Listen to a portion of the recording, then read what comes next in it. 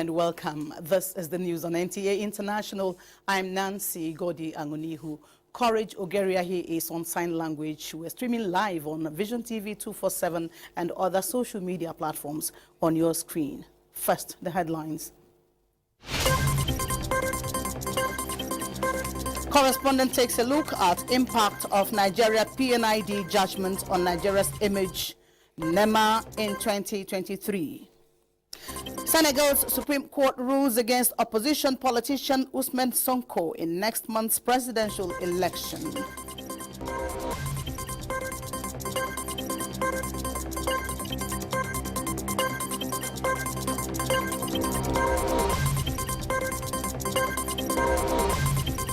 Sudanese paramilitary leader agrees to ceasefire.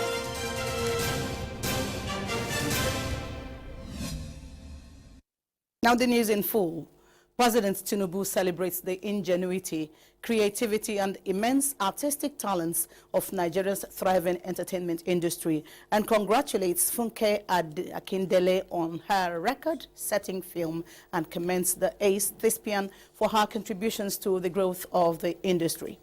In a statement signed by Special Advisor to the President's Media and Publicity, Ajuri Ngelale, the President extols the excellence of the Nigerian creative industry, acknowledging its pivotal place as a medium not only for artistic expression, but also a source of enormous soft power and viable export. President Tinubu said, and I quote, "The creative industry is one of the high employment sectors, providing jobs for our able and talented youths. It is an industry that is crucial to my administration. I salute Nigerians for their enduring support and patronage of homegrown creative efforts. We will provide the conducive environment for the industry to thrive further." End of quote. Now, President Bola Tinubu has approved the extension of Yuletide free train service till Sunday, January the 7th, 2024, to allow more Nigerians who are yet to return to their stations to enjoy the benefit. The federal government announced a free train service on all service routes and 50% rebate on road transportation from December 21, 2023 to January 4th, 2024 on specific routes to reduce the burden of high cost of public transportation during the just concluded Christmas and New Year holidays. While over 163,000 Nigerians benefited from the successful first leg of the Yuletide initiative, President Tinubu, in further demonstration of his care for the welfare of Nigerians, directed that the free train service should be made available for extra 3 days to allow more Nigerians to benefit. The public is advised to note that this extension applies to all 3 routes currently being serviced by the Nigerian Railway Corporation as follows: Lagos-Ibadan, Warri-Itakpe, Abuja-Kaduna. Nigerians who are interested in traveling by rail are expected to take advantage of the opportunity aimed at enhancing people's welfare. And the Obafemi Awolowo station of the Nigeria Railway Corporation in Ibadan has in the past 15 days witnessed an unprecedented volume of human traffic, with the rail train services offered by the federal government. Grace Ayanleke monitored the situation as the free ride initiative scheduled to end 4th of January is further extended. It was a rowdy session as commuters struggle to make the free train, which is a part of the federal government's initiative to ease the people's burden as they celebrate the 2023-2024 Yuletide season. In the past 2 weeks, commuters who have enjoyed the largesse of the free rides are full of thanks to the President and the Ministry of Transport for the well-thought-out initiative. It's a good initiative. I've enjoyed it, right? The comfort and all is a good initiative. But the people need to do better. The coordination needs to be better. With 2 trips from Ibadan to Lagos on a daily basis, the free train ride of the President Bola Tinubu-led administration saw commuters throng the Obafemi Awolowo station in droves, overwhelming the system. I tried to book the ticket online and pay, then I couldn't. So I said, okay, let me come here if I can do it at the train station. So, and I'm here. I don't know if I'll be able to join the train. While over 163,000 Nigerians benefited from successful first leg of the Yuletide initiative, the President has directed that the free train service be made available for extra 3 days to allow more Nigerians to take the advantage till Sunday 7th of January 2024 in Ibadan. Grace Anyoleke, NTA News. It's good news. Nigeria emerged victorious one more time over process and industrial development, popularly referred to as PNID, after another attempt by the company to upturn the UK court ruling of October 2023. Anthony Forson takes us down memory lane on how the case was finally rested by the UK court after a desperate move by PNID. In a major development in the long-running legal battle between Nigeria and process and industrial development, the UK court in December ruled and awarded £20 million in favor of Nigeria to cover for damages and legal fees. This follows Nigeria's victory in October. Essentially, PNID lawyers moved in a desperate manner to appeal, and by that, they were trying to limit the amount PNID will have to pay Nigeria as damages. Similarly, they fought hard to see if they will have to pay Nigeria in Naira. But all this failed as the judge ruled that PNID should pay Nigeria in pounds with a 28 days deadline from the day of the judgment. That judgment by the London court will be in the annal of our history as a judgment that has emancipated Nigeria from the hands of criminals who just use their complaints in their briefcases and come to the country, sign an agreement, take advantage of it. The London court gave a judgment that is justiciable. It will be recalled that in January 2010, a contractual agreement was signed between Nigeria and PNID for a gas and supply processing agreement. On the face of things, a dispute followed, and then an arbitration to resolve the dispute began. The result, according to the decision of the arbitration tribunal in 2017, Nigeria owed PNID $6.9 million, a sum so vast that it was over the budget of the federal government. That wasn't all. It was attached with an interest that pushed the figure to $11 billion. Nigeria, however, challenged the jurisdiction of the court, but lost. In the next move, Nigeria made allegations of bribery, corruption, and perjury, which was extended to PNID, claiming that 2 of Nigerian lawyers were bribed by PNID. In turn, PNID expressly described Nigeria's case against it as false and dishonest, noting that the case was an unusual one that drew attention to matters of wider importance. Justice Robin Knowles ruled in favor of Nigeria in October 2023. The Federal Ministry of Justice has an obligation of making sure that all the agreements that we're going to sign with any foreign company will not tie the neck of Nigerian nation. With the second victory for Nigeria, a seal has been placed by the Federal Republic of Nigeria, signaling its confidence that a line has been drawn in its fight against corruption, just as it is a signpost to those who think Nigeria is a country they can target for exploitation. Therefore, the message here is that we'll be insincere and dubious businessmen and women to think twice is the safest option, because it is no more business as usual. Anthony Forson, NTA News. Parliament unarguably plays a vital role in stabilizing the polity and representative democracies across the globe.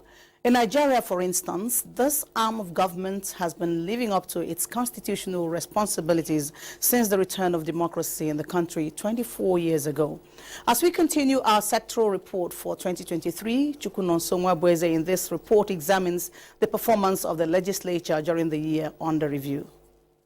The legislature's constitutional mandate of lawmaking, representation as well as oversight of agencies of the other 2 arms of government, the executive and the judiciary, has since 1999 been deepening democratic principles in Nigeria. The 10th National Assembly, though inaugurated halfway into 2023, maintained this trajectory, culminating in the adoption of numerous motions and resolutions as well as passage of bills, which includes but not limited to passage of the 2024 Appropriation Bill, The accelerated passage of the amended 2023 Appropriation Act, as well as the 2023 Supplementary Appropriation Act, channeled to the provision of additional palliatives to cushion the effects of fuel subsidy removal, provision of funding for wage award to civil servants, cash transfer to the most vulnerable, in addition to investment in infrastructure, amongst other legislations. Investigative hearings, screening and confirmation of appointees of the President, including ministers, service chiefs, heads, board members and management team of various federal government agencies,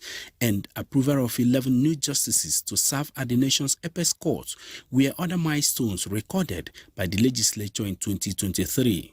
This is something very important, and a lot of issues that are born in respect of international and multilateral relationships comes to the Senate, and it was dealt with. And also most of the bills and motions that were passed during the just 6 months of our tenure, I think is very important development. In terms of discharging our legislative duties accordingly, I would say it's quite excellent. So far, the House has fared well under this legislative year, and the Speaker is really doing everything he can to make sure that we give Nigerians something that they deserve, something that is worthwhile. This 10th Assembly has a lot to do for this country.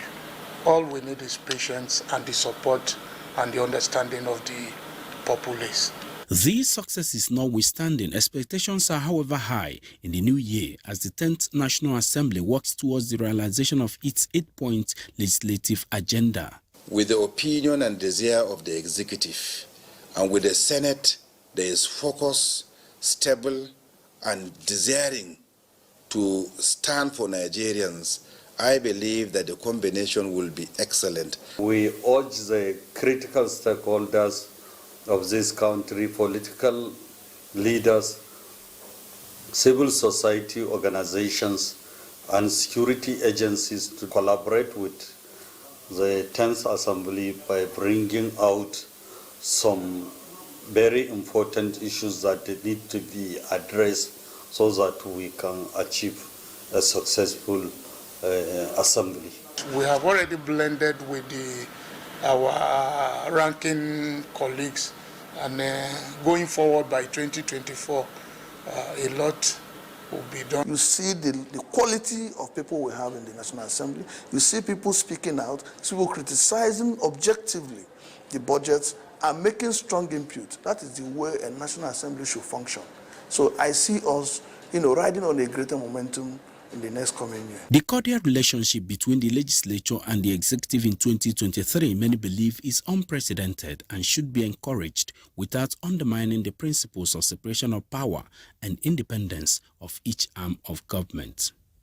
Chukwunonso Nwabweze, NTA News. This is news on NTA International. We take a break. It is customary that every year the National Emergency Management Agency, NEMA, prepares ahead of emerging disasters with different approaches due to the dynamics of events. Year 2023 may have come with different scenarios of disasters, especially floods. The new approach of disaster risk reduction mechanism adopted by the NEMA to mitigate the volume of devastation and casualties accompanied by the yearly occurrence of disasters yielded positive results. Correspondent Ilyasu Yakubu reports.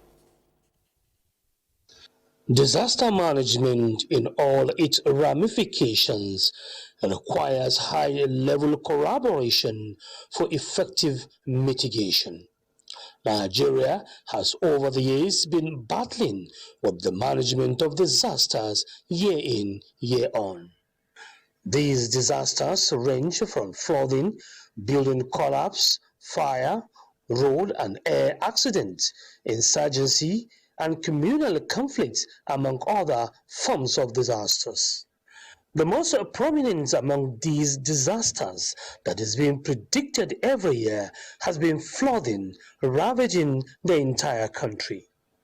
The 2023 seasonal climate predictions released by NIMET and flood outlook by NISA indicates that 178 local government areas in 32 states, including the Federal Capital Territory, Abuja, fall within the high risk of flooding, and 224 local government areas in 35 states and the Federal Capital Territory are within the moderate flood risk areas, while 372 local government areas are within the low risk areas of flooding. In view of this dangerous scenario, the National Emergency Management Agency, NEMA, and other intervening agencies have been engaging to concretize measures aimed at bringing lasting solutions to the perennial flooding in the country. This is in addition to sensitization messages to states and local government areas to proactively tackle the floods from its root with so much effort. The DG NEMA did not stop at that as he engaged the Governors Forum to harmonize all efforts to effectively tackle the dangerous tendencies the 2023 flooding is likely to pose.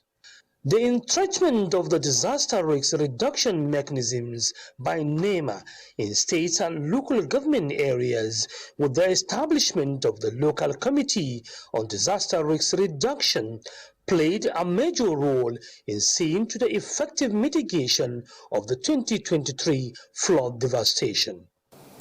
We have strived hard to take disaster risk reduction to the grassroots through constant advocacy for state governments to set up functional SEMA and LEMCs with adequate funding and trained manpower to save lives and safeguard livelihoods in times of disaster. Another contributory factor that is the flood devastation was a gradual release of excess water from Lagdo Dam and other neighboring dams, which has not been the case in the past. Director General, National Emergency Management Agency, NEMA, Mustafa Habib Ahmed, is confident that with the adoption and mainstreaming of the new disaster approach, the yearly rituals of flood devastation will be a thing of the past. Coordination is a vital component of disaster management, which needs to be given adequate attention. Although the year 2023 flood devastation affected some states with some number of casualties and destruction of houses and property worth millions of naira. However, compared to the level of devastation in 2022, where hundreds of thousands of lives with houses, property and farmlands destroyed, to say the least, observers commended the intervening agencies in 2023. Apart from the sensitization programs, provision of relief materials to victims of disaster was a priority of NEMA as it went through the states of the Federation, including the FCT, to distribute relief materials to victims of floods and vulnerable Nigerians. The year 2023 also witnessed building collapse across the country, especially in Lagos and Abuja, and NEMA officials were on ground all through to provide rescue assistance in collaboration with other emergency respondents. In Abuja, Ilyasu Yakubu, NTA News. As part of efforts to industrialize Nigeria through the steel industry, the federal government has commenced discussions with Chinese company to build a new steel plant in Nigeria and commence the building of military hardwares in Ajaokuta steel plants. This was during the visit by a delegation of the Minister of Steel Development, Prince Shuaibu Abubakar Audu, the Minister of Defense, Mohammed Badaru, and the Permanent Secretary of the Ministry of Steel Development, Mary Ogbe, in their tour of the company's facilities in China. The Steel Minister, Prince Audu, says the trip to China is one of the steps being taken to realize the goals of reviving the steel industry in Nigeria in line with the renewed hope agenda of President Bola Ahmed Tinubu. He notes that work has commenced to create an operational steel industry that would attract billions of dollars of foreign direct investment into the country, open up the nation's economy and create job opportunities which form the core of the Renewed Hope agenda. He further noted that building military hardware in Ajaokuta steel plant is also timely considering that Nigeria is faced with security challenges, adding that this would help in the fight against insecurity and terrorism. Paralympic Oscar Pistorius has been freed on parole from a South African jail nearly 11 years after murdering his girlfriend, Riva Steenkamp. Let's get to hear details of this from Justin Bem-Onyi. Officials confirmed Pistorius was at home on Friday morning, having served half of his more than 13-year sentence. Ms. Steenkamp's mother said she accepted the decision to release the former athlete, but added her family was the one serving a life sentence. Pistorius, now 37, shot Ms. Steenkamp multiple times in 2013 through a door. The double amputee later claimed he had mistaken her for a burglar. Pistorius was eventually convicted of murder in 2015 after an appeal court overturned an earlier verdict of culpable homicide. Under South African law, all offenders are entitled to be considered for parole once they have served half their total sentence, which for Pistorius was finally set in 2017 at 13 years and 5 months. He will leave under strict conditions, including being unable to speak to the media until his sentence expires in 2029. He is believed to have gone to live at the home of his uncle, Arnold Pistorius, in an upmarket suburb of the capital, Pretoria. Justin Bem-Onyi, NTA News.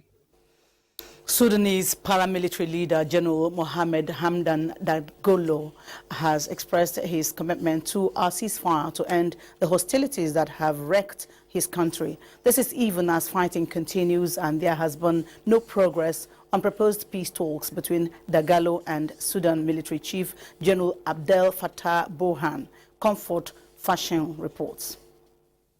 Leader of the Rapid Support Forces, Hamdan Dagalo, said in a statement following a meeting in Pretoria with South African President Cyril Ramaphosa that he had briefed Ramaphosa on the considerable effort taken to end the war in his country.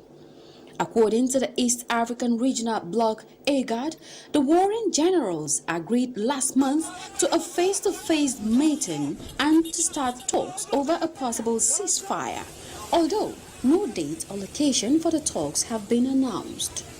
Ramaphosa's spokesperson, Vincent Maguire, said during a meeting with Dagalo that the South African president is hoping for an imminent face-to-face dialogue between Dagalo and Burhan and called for an immediate ceasefire.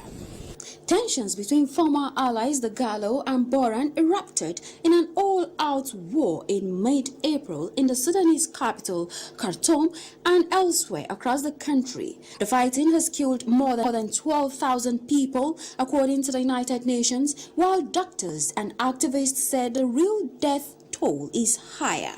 More than 7 million people have been forced to leave their homes. Despite talks of a ceasefire, the conflict has intensified.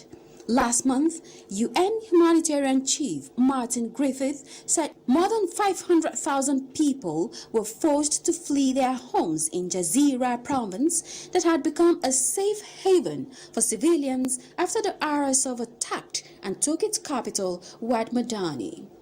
Comforts Fashion, NTA News.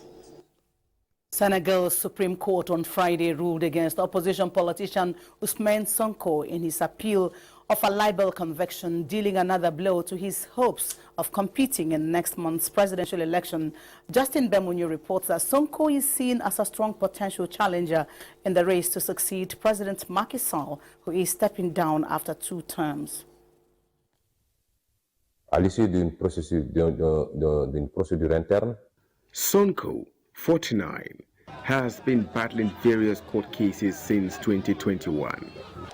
These have hampered his plans to vie for the presidency in the February 25 vote and fueled unrest that has damaged Senegal's reputation as one of West Africa's most stable democracies.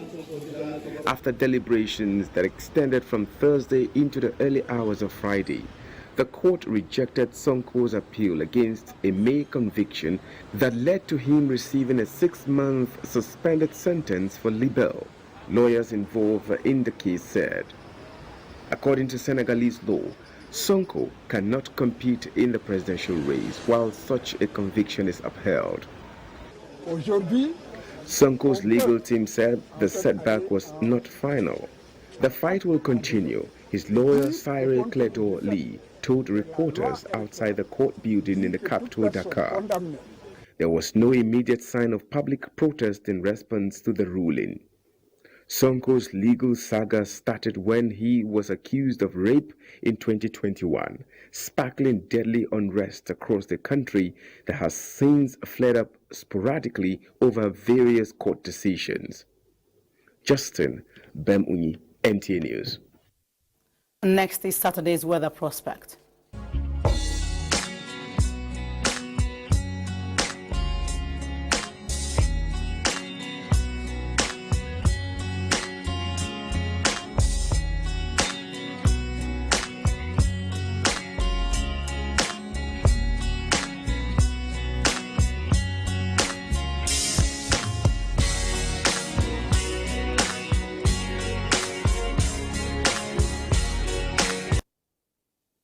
That's the end of the news. I'm Nancy Godiangonihu, thanking you for watching. Courage Ogeriahi has been on sign language. Bye for now.